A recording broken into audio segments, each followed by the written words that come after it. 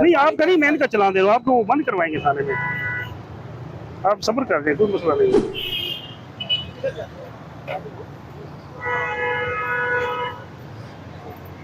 किधर खड़े हैं भाई?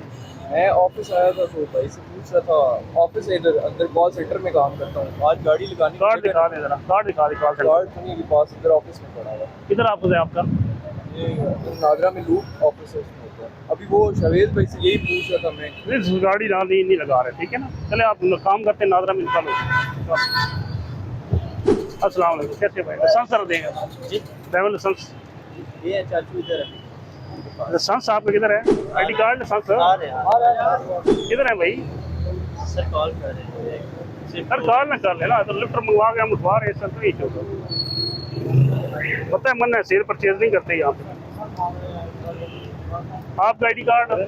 ये गाड़ी कंट्रोल ठीक है, ये कह रहे हैं कि चीफ के आईडी कार्ड डॉक्यूमेंट। नहीं ये बात नहीं है, हम अभी वहाँ से आए हैं, वापस यहाँ से जा रहे हैं। इन्होंने कहा जी आईडी कार्ड दे दें, मैं कहा अभी रुके हुए भी नहीं है हम कहीं पे, इसकी आईडी कार्ड दे दें।